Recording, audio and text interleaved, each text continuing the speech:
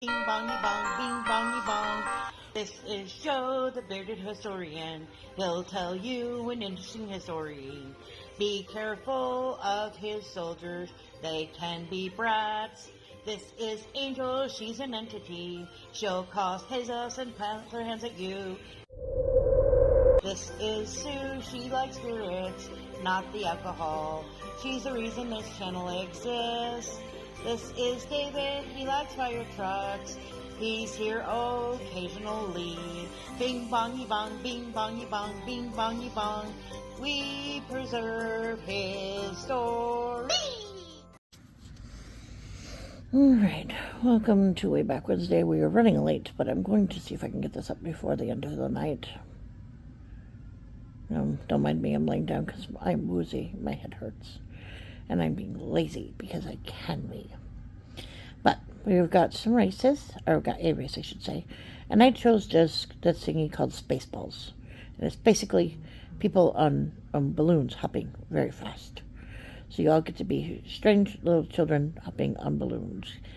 It should be fun. It sounds like a summer game anyway. Are you ready? Shout out time. Here's a shout out just for you. You support me, so I support you. This shout out is for our friends. Let's see who it is today. Oh, let's see. There's Up to Bob. There's Pete. There's Yasmin. There's Ava. There's Aishu.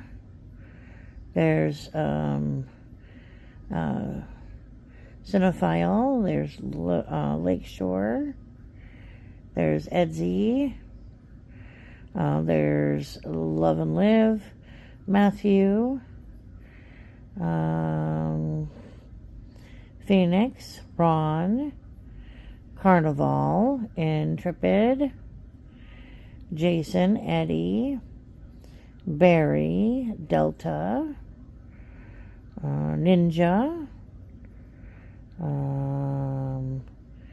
let's see, Moon,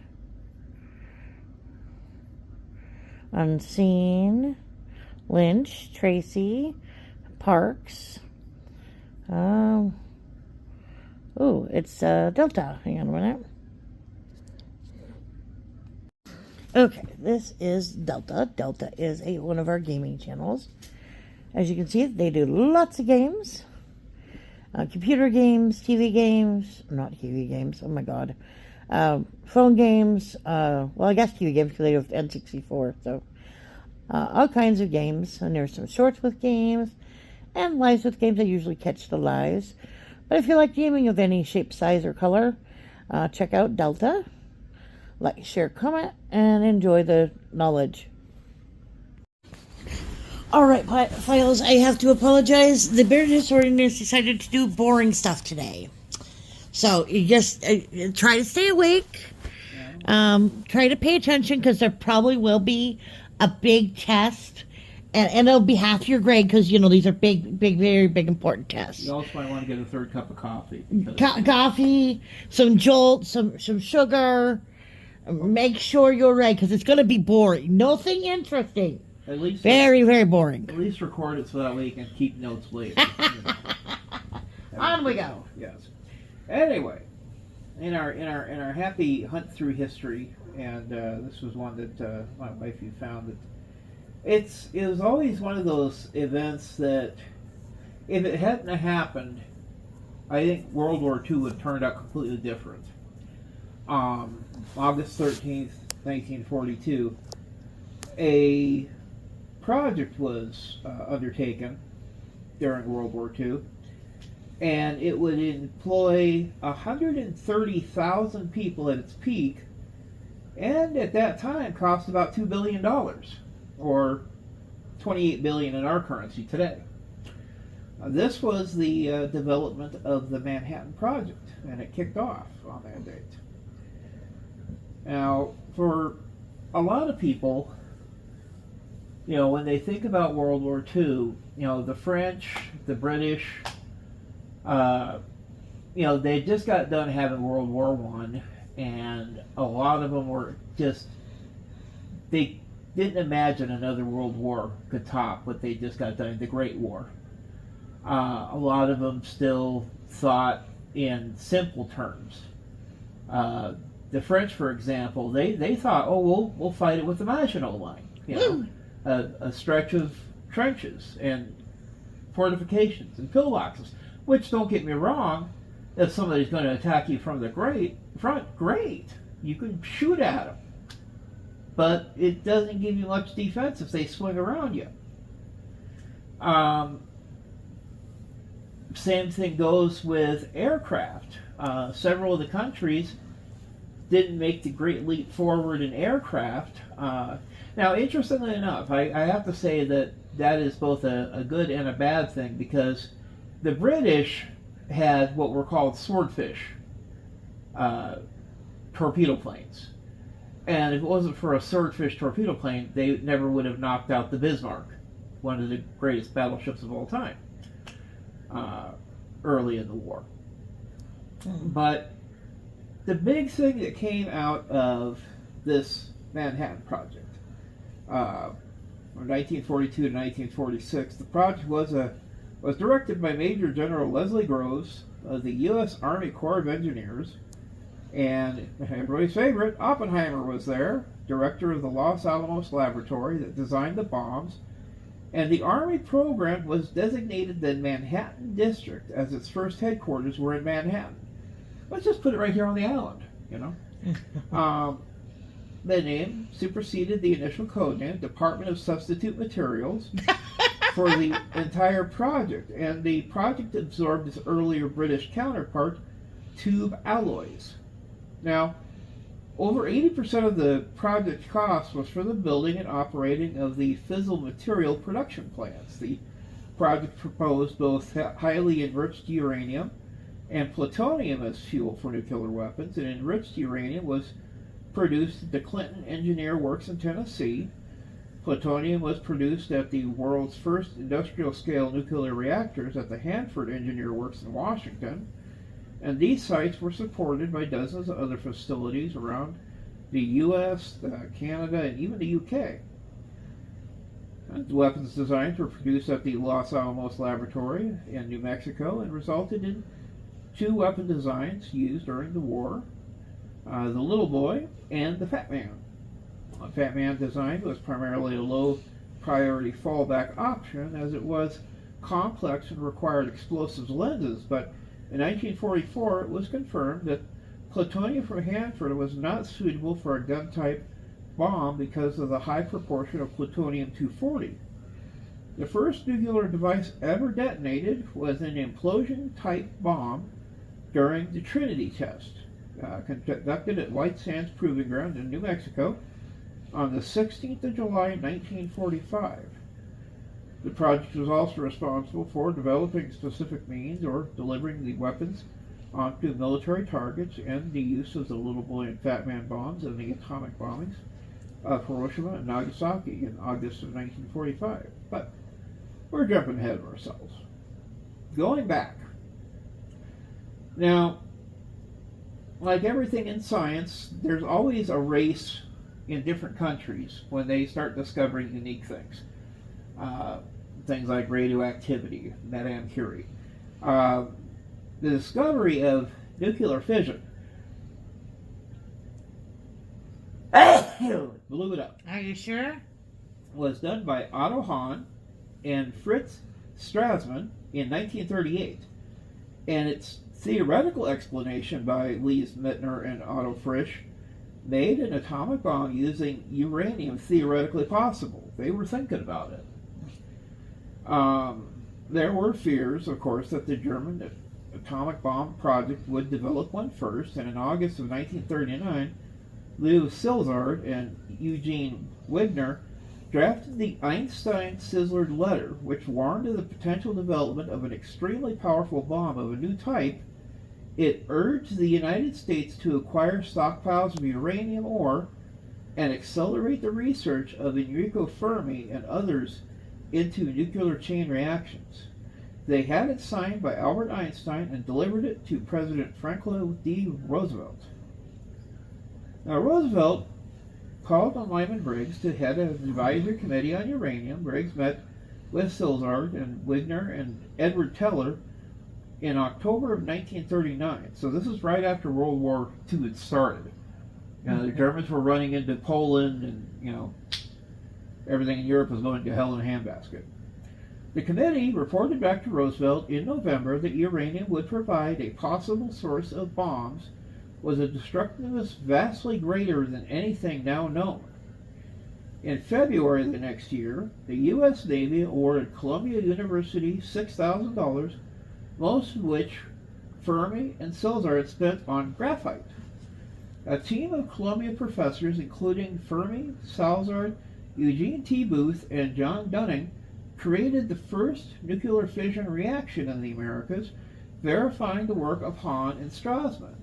The same team subsequently built a series of prototype nuclear reactors, then called atomic piles, a term coined by Fermi in Pupin Hall in Columbia, but were not yet able to achieve a chain reaction. Though the work on Briggs's committee was seen as insufficiently urgent by some of the scientists who were familiar with it. When the National Defense Research Committee formed on the 27th of June 1940 to coordinate scientific research, the Advisory Committee on Uranium was absorbed into the organization. On the 28th of June 1941, Roosevelt signed Executive Order 8807, which created the Office of Scientific Research and Development under Director Vannevar Bush. The office was empowered to engage in research and large engineering projects and was immediately converted into the OSRD section on uranium. In July of 1941, Briggs proposed spending $167,000 on researching uranium, particularly the uranium-235 isotope and plutonium, which had been isolated for the first time at the University of California in February of 1941.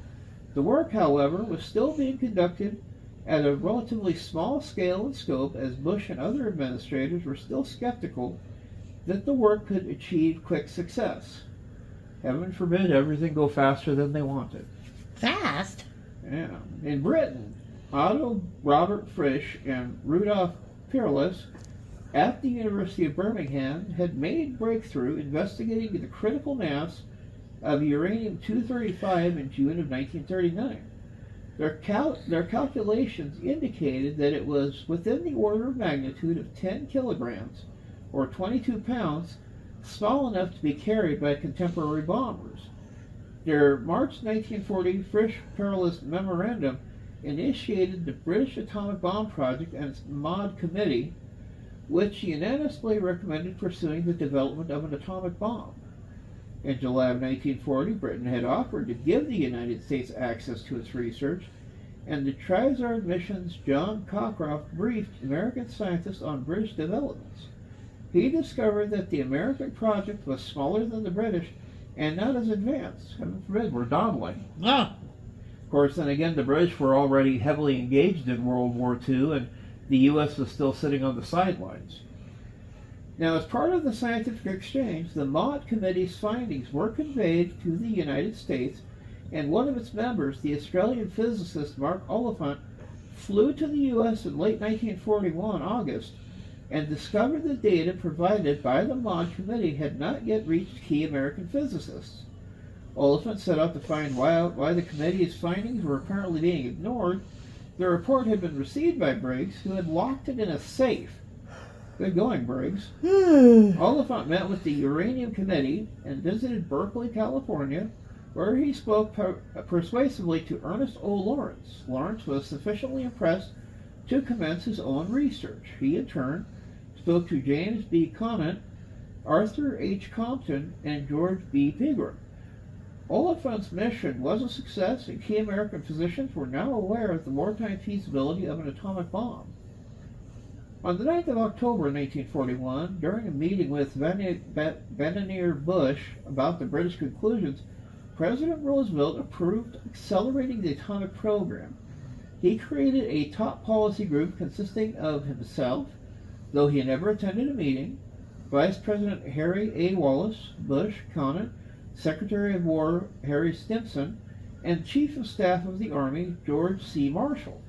Roosevelt chose the Army to run the project rather than the Navy because the Army had more experience with managing large-scale construction. He agreed to coordinate the effort with the British, and the 11th October sent a message to Prime Minister Winston Churchill suggesting they correspond on atomic matters. Bush had, by this point, already begun expanding and altering the leadership of the OSRD section on uranium, retaining Briggs as a chairman but adding and elevating other personnel. The section itself was renamed S1. Now, S1 Committee, meeting on the 18th of December, this is after Pearl Harbor was hit, was pervaded by an atmosphere of enthusiasm and urgency after said attack on Pearl Harbor and the United States declaration of war on Japan and on Germany. Work was proceeding on 3 techniques for isotope separation. Lawrence and his team at the University of California investigated electromagnetic separation. Eager Murphy and Jesse Wakefield Beam's team looked into gaseous diffusion at Columbia University, and Philip Abelson directed research into thermal diffusion at the Carnegie Institute in Washington and later the Naval Research Laboratory. Murphy was also supervisor of a separation project directed at beams investigating the use of gas centrifuges. Meanwhile, there were 2 lines of investigation into nuclear reactor technology with different neutron moderators. Harold Urey researched heavy water reactors at Columbia, while Arthur Compton organized the metallurgical laboratory at the University of Chicago in early 1942 to study plutonium in reactors moderated by graphite. Well, the S1 committee recommended pursuing all 5 technologies simultaneously. This was approved by Bush, Conant, and the Brigadier General William D. Steyer, who had been designated the Army's representative on nuclear matters. Bush and Conant then took the recommendation of the top policy group with a budget proposal for $54 million for construction by the United States Army Corps of Engineers, $31 million for research and development by OSRD, and $5 million for contingencies in fiscal year 1943. They cited the fear of a German atomic bomb as justification. The proposal recommended that new sites for research and production be selected, that production priorities be established, and that the entire project be put under strict security regulations. On the 17th of July 1942, President Roosevelt approved the recommendations. Now, the Chief of Engineers, Major General Eugene Reibold, selected Colonel James C. Marshall to head the Army's part of the project in June of 1942. Marshall created a liaison office in D.C., but established its temporary headquarters at 270 Broadway in New York, where he could draw on administrative support from the Corps of Engineers North Atlantic Division. It was close to the Manhattan office of Stone and Webster, the principal project contractor, and to Columbia University. He had permission to draw on its former command, the Syracuse District, for staff, and he started with Lieutenant Colonel Kenneth Nichols, who became his deputy. Because most of his tasks involved construction, Marshall worked in cooperation with the head of the Corps of Engineers Construction Division, Major General Thomas M. Robbins, and his deputy, Colonel Leslie Groves. Roybal, Somerville, and Steyer decided to call the project Department of Substitute Materials, but Groves felt that that would draw attention. Since engineer districts normally carried the name of the city that they were located, Marshall and Groves decided to name the Army's component the Manhattan District. Reibold officially created this district on the 13th of August, and informally, it was... Okay, let's try this. Round 2. We had some technical difficulties due to me not paying attention to space. Anyway, you ready to continue? Yep. So, as I was mentioning informally, it was known as the Manhattan Engineer District, or MED. Unlike other districts, it had no geographic boundaries, and Marshall had the authority of the division engineer. Development of substitute materials remained as the official code name of the project as a whole, but was supplanted over time by Manhattan. Marshall later conceded that I had never heard of atomic fission, but I did know that you could not build much of a plant, much less 4 of them, for $90 million. A single TNT plant that Nichols had recently built in Pennsylvania had cost $128 million. Nor are they impressed by the estimates of the nearest order of magnitude, which grows compared to telling a caterer to prepare for 10 guests and have 1,000 guests instead.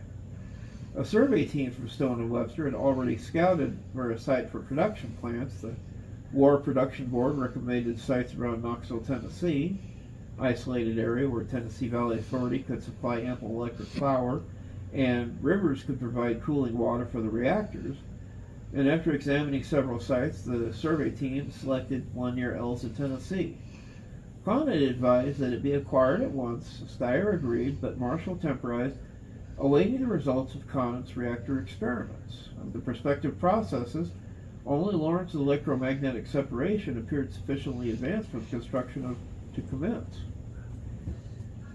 Now, in the spring of '42, Arthur Compton asked theoretical physicist Oppenheimer of California, the University of California, to take over the research into fast neutron calculations, the key to calculations of critical mass and weapon detonation, from Gregory Breit, who had quit on the 18th of May, 1942, because of concerns over lax operational security. John H. Manley, a physicist at the Metallurgical Laboratory, was assigned to assist Oppenheimer in coordinating experimental physics groups scattered across the country. Oppenheimer and Robert Serber of the University of Illinois examined the problems of neutron diffusion, how neutrons moved in a nuclear chain reaction, and hydrodynamics, how explosions produced by a chain reaction might behave. To review his work in the general theory of fission reactions, Oppenheimer and Fermi convened meetings at the University of Chicago in June and the University of California in July of 1942 with theoretical physicists Hans Bethe, John Van Vliet, Edward Teller, Emil Kopinski, Robert Serber, Stan Frankel, and Eldred C. Nelson, and experimental physicists Emilio Sergeri, Felix Bloch, Franco Rossetti, Manley, and Edward Macmillan. They tentatively confirmed that a fission bomb was theoretically possible. Ooh. Now, the properties of pure uranium-235 are relatively unknown, as were those of plutonium, which had only been isolated by Glenn Seaborg and his team in February of 1941. The scientists in July of 1942 conference envisioned creating plutonium in nuclear reactors where uranium-238 atoms absorbing neutrons that had been emitted from fissioning uranium-235. At this point, no reactors had been built, and the only quantities of plutonium were available from cyclotrons. Even in 1943 December, only 2 milligrams had been produced. That's tiny. There were many ways of arranging the fissile material into a cylindrical mass. The simplest was shooting a cylindrical plug into a sphere of active material with a tamper. Dense material to focus neutrons inward and keep the reacting mass together to increase its efficiency. They also explored designs involving spheroids, a primitive form of implosion suggested by Richard C. Tolman, and the possibility of autocatalytic methods to increase the efficiency of the bomb as it exploded. Now, as the idea of fission bombs were theoretically settled, at least until more experimental data was available, Edward Teller pushed for the discussion of a more powerful bomb, the super, now usually referred to as a hydrogen bomb, which could use the force of a detonating fission bomb to ignite a new fusion reaction into deuterium and tritium. Teller proposed a scheme after scheme, but Bethe refused each one. The fusion idea was put aside to concentrate on producing fission bombs. Teller raised the speculative possibility that an atomic bomb might ignite the atmosphere because of hypothetical fusion reaction of nitrogen nuclei. Bethe calculated that it was extremely unlikely. A post-war report co-authored by Teller concluded that whatever the temperature to whatever section of the atmosphere may be heated, no self-propagating chain of nuclear reaction is likely to be started. In Server's account, Oppenheimer mentioned the possibility of this scenario to Arthur Compton, who didn't have enough sense to shut up about it. It somehow got into a document that went to Washington and never was laid to rest. Uh-oh. So basically, in Carter's, are we going to ignite the whole atmosphere? Yep. Boom. Now, as things were going on, September 19th, Groves went to Donald Nelson, chairman of the War Production Board, and asked for the broad authority to issue a AAA rating whenever it was required. Nelson initially balked, but quickly caved when Groves threatened to go to the president. Name dropper. Yeah. Groves promised not to use the AAA rating unless it was necessary, and it soon transpired that for the routine requirements for the project, the AAA rating was too high, but the AA3 rating was too low. After a long campaign, Groves finally received a AA1 authority on July 1944, the first. According to Groves, in Washington, you became aware of the importance of top priority. Most everything proposed in the Roosevelt administration would be top priority. That would last for about a week or two, and then something else would get top priority. Oh. One of the Groves' early problems was to find a director for Project Y, the group that would design and build the bomb. The obvious choice was one of the three laboratory heads, Ulrich, Lawrence, or Arthur Compton, but they would not be spared. Compton recommended Oppenheimer, who was already intimately familiar with the bomb design concepts. However, Oppenheimer had little administrative experience, and unlike Urey, Lawrence, or Compton, had not won a Nobel Prize, which many scientists felt was the head of such an important laboratory should have. There also was concerns about Oppenheimer's security status, as many of his associates were communists, including his wife Kitty, his girlfriend Jean Tatlock, and his brother Frank. A long conversation in October of 1942 convinced Groves and Nichols that Oppenheimer thoroughly understood the issues involved in setting up a laboratory in a remote area and should be appointed by its directors. Groves personally waived the security requirements and issued Oppenheimer's clearance on July the 20th, 1943. Now, the British and Americans exchanged nuclear information, but they did not initially combine their efforts. The 1940-41 British Project, Two Alloys, was larger and more advanced. British leadership initially opposed an offer by Bush and Conant in 1941 to pool the nation's atomic efforts, but the British, who had made significant advances in research early in the war, did not have the resources to carry it to the development while devoting a large portion of their economy to the war. Tube alloys soon fell behind the American counterpart. The roles of the two countries were reversed, and in January of 1943, Conant notified the British that they would no longer receive atomic information except in certain areas. The British investigated the possibility of an independent nuclear program, but determined that it could not be ready in time to impact the war in Europe. In March of 1943, Conant decided that James Chadwick and one or two other British scientists were important enough that the bomb design team at Los Alamos needed them, despite the risk of revealing weapon design secrets. In August of 1943, Churchill and Roosevelt negotiated the Wayback Agreement, which was established in the Combined Policy Committee to coordinate the efforts of the U.S. and U.K. Canada was not a signatory, but agreement provided for the Canadian representative to the Combined Policy Committee in view of Canada's contribution to the effort. An agreement between Roosevelt and Churchill, known as the Hyde Park Aid Memory, signed in late September of 1944, extended the Quebec Agreement to the post-war period and suggested that when a bomb is finally available, it might perhaps, after mature consideration, be used against the Japanese, who should be warned that their bombardment will be repeated until they surrender. Gee, I wonder if they're going to bomb them or not. Probably not. Probably not. Why would they do that? They're going to get them to surrender.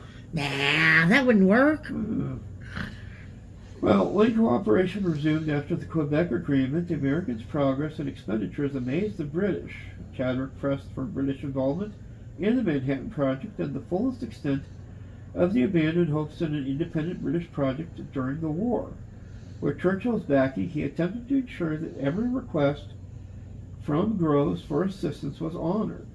The British mission arrived in the United States in December of 43, included Niels Bohr, Otto Frisch, Klaus Husch, Robert Peroz, and Edward Titeron. More scientists arrived in early 44, and while those assigned to the gaseous diffusion left in the fall of 44, the 35 working under Oliphant with Lawrence at Berkeley were assigned to existing laboratory groups, and most stayed until the end of the year. The 19 sent to Los Alamos also joined existing groups primarily related to the implosion and bomb assembly, but not the plutonium-related ones. The Quebec Agreement specified that nuclear weapons would not be used against another country without the mutual consent of the U.S. and the U.K., and in June of 1945, Wilson agreed that the nuclear bombing of Japan would be recorded as a decision of the Combined Policy Committee. Now, the Combined Policy Committee created the Combined Development Trust in June of 1944 with Groves as the chairman. It's to procure uranium and thorium ores on international markets. The Belgian Congo and Canada held much of the world's uranium outside Eastern Europe, and the Belgian government in exile was in London. Now, Britain agreed to give the United States most of the Belgian ore, as it could not use most of the supply without restricted American research. In 44, the trust purchased 3.4 million pounds of uranium oxide ore from companies operating mines in the Belgian Congo, and to avoid briefing U.S. Secretary of the Treasury Harry Morgenthau Jr., a special account not subject to usual auditing and controls was used to hold trust monies. Between 44 and his resignation from the trust in 47, Groves deposited a total of $37.5 million. Oops. Lots of money. Groves later would say that the British scientists' direct contributions to the Manhattan Project were helpful, but not vital, and it probably wouldn't have been no atomic bomb to drop on Hiroshima without Britain's, particularly Churchill's, impetus. The British wartime participation was crucial to the success of the Mann Act and the Independent Nuclear Weapons Program. The act would wind up temporarily ending the American nuclear cooperation.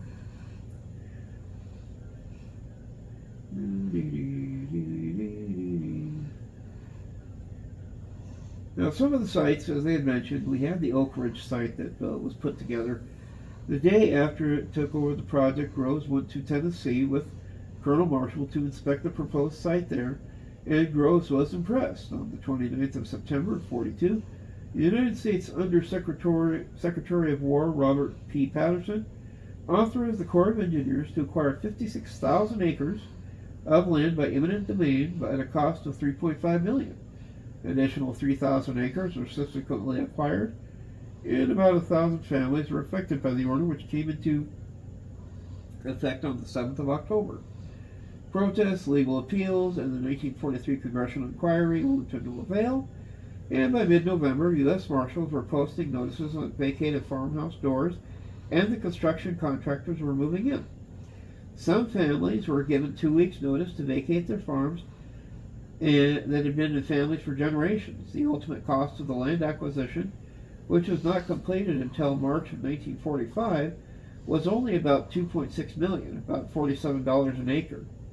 When presented with a proclamation declaring Oak Ridge a total exclusion area that no one could enter without military permission, the governor of Tennessee, Prentice Cooper, angrily tore it up.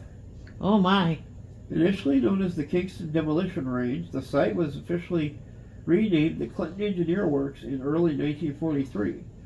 While Stone and Webster concentrated on the production facilities, the architectural and engineering firm Skidmore, Owings, and Merrill developed a residential community of 13,000. The community was based on the slopes of the Black Oak Ridge, from which the new town of Oak Ridge got its name.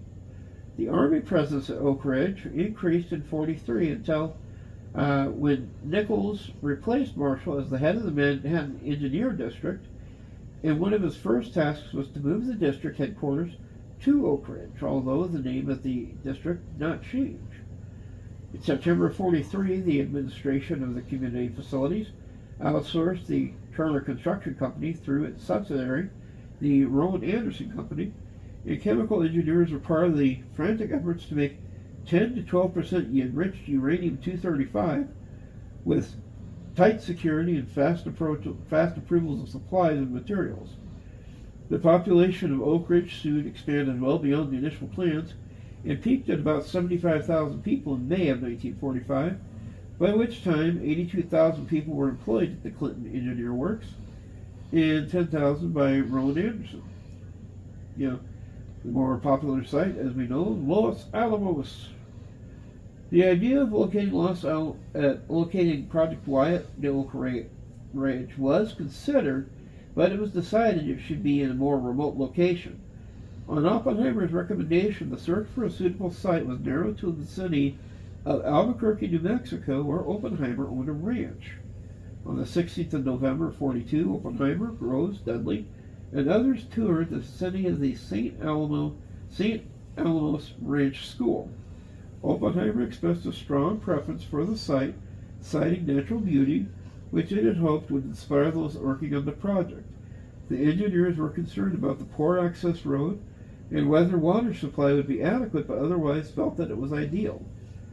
Patterson approved the acquisition of the site on the 25th, authorizing $440,000 for the purchase of a pre-calculated 54,000 acres, all but 8,900 acres of which were already owned by the federal government. Secretary of Agriculture Claude R. Wickard granted about 45,000 acres of the United States Forest Service land to the War Department for so long as the military necessity continues. Wartime land purchases eventually came to 49,383 acres, but only $414,000 was spent. Work commenced in December of 1942. Groves initially allocated $300,000 for construction, 3 times Oppenheimer's estimate, but by the time it finished on the 30th of November, over $7 million had been spent. Wow. Yeah, let's blow some money. Now, during the war, Los Alamos was referred to as Site Y, or the Hill. Initially, it was thought it was to have been a military laboratory with Oppenheimer and the other researchers commissioned in the Army, but Robert Bacher and Isidore Rabi balked at the idea and convinced Oppenheimer that other scientists would object. Conant, Rose, and Oppenheimer then devised a compromise whereby the laboratory was operated by the University of California under contract to the War Department. Dorothy McKibben ran the branch office in Santa Fe where they met the new arrivals and issued them passes. Now, this site here, Chicago, an Army OSRD Council on the 25th of June, 1942, decided to build a pilot plant for plutonium production in the Argonne Forest Preserve southwest of Chicago. This was designated as Site A. In July, Nichols arranged for a lease of 1,025 acres from the Cook County Forest Preserve District, and Captain James R. Grafton was appointed Chicago area engineer. It soon became apparent that the scale of operations was too great for the area, and it was decided to build the pilot plant at Oak Ridge and keep a research and testing facility in Chicago. Now, delays in establishing a plant Site A led Arthur Compton to authorize the metallurgical laboratory to construct. Here's our big boy. Big boy. The first nuclear reactor beneath the bleachers at Stagg Field at the University of Chicago. Now, I've seen pictures of this thing. I can just imagine it was quite the sight, because you figure all this graphite and uranium it was just huge. It required an enormous amount of highly purified graphite blocks, uranium in both metallic and powdered oxide forms. At the time, there was a limited source of pure uranium metal, and Frank Spedding of Iowa State University was able to produce only 2 short tons. 3 short tons was supplied by the Westinghouse lamp plant, produced in a rush with a makeshift process. A large square balloon was constructed by Goodyear Tire to encase the reactor. On December the 2nd, 1942, a team led by Enrico Fermi initiated the first artificial, self-sustaining nuclear chain reaction in an experimental reactor known as the Chicago Pile 1. After the reactor achieved criticality, Compton reported success to Condit in Washington, D.C. by a coded phone call saying, "The Italian navigator has just landed in the New World."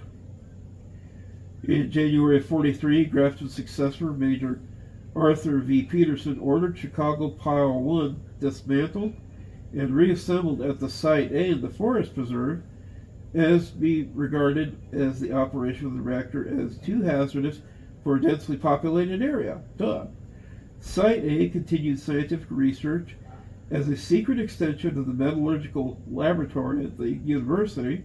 Chicago Pile 3, the first heavy water reactor, also went critical at this site on the 15th of May, 1944.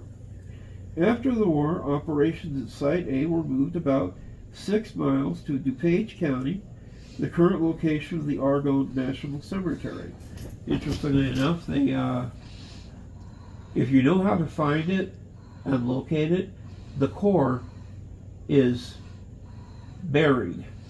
And there's a informal marker that's listed at the site that informs you do not dig anywhere near this area for obvious reasons. What reasons? Glowing in the dark. But I want to glow in the dark. Yay! I think it'd be cool. Then I could see where I'm going, and we could go into all kinds of places. We wouldn't need light. And for Halloween, you could be a ghost. But then they also mentioned, Hanford in December of 42. There were major concerns that even Oak Ridge was too close to a major population center in Knoxville, so it was an unlikely event of a major nuclear accident. Groves recruited DuPont in November of 42 to be the prime contractor for the construction of a plutonium production complex. The president of the company, Walter S. Carpenter, Jr., wanted no profit of any kind. For legal reasons, a nominal fee of $1 was agreed upon.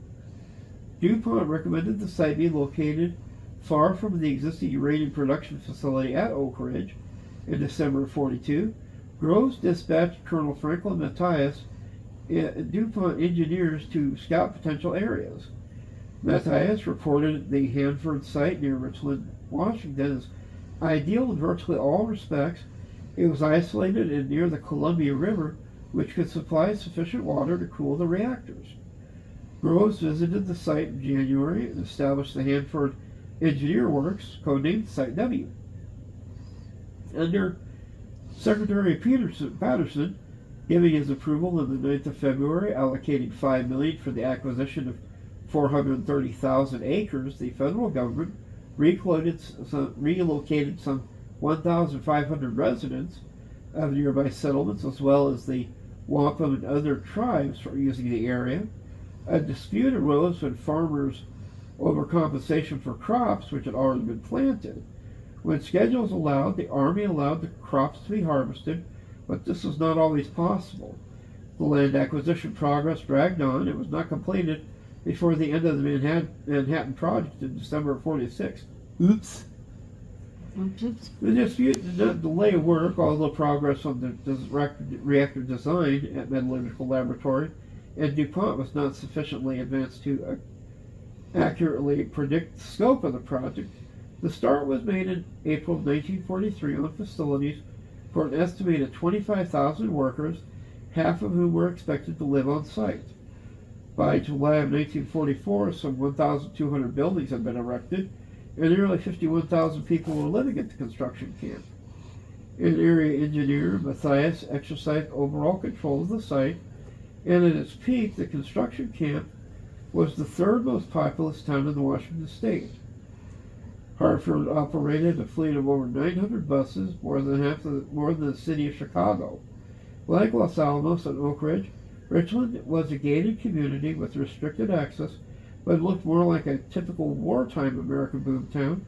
The military profile was lower, and physical security elements with like high fences and guard dogs were less evident. But yep, on this date, we had the start of the Manhattan Project, which would eventually lead us to the invention of the atomic bomb and the entering of the atomic age, 1942. 1946? No, just kidding. Boom.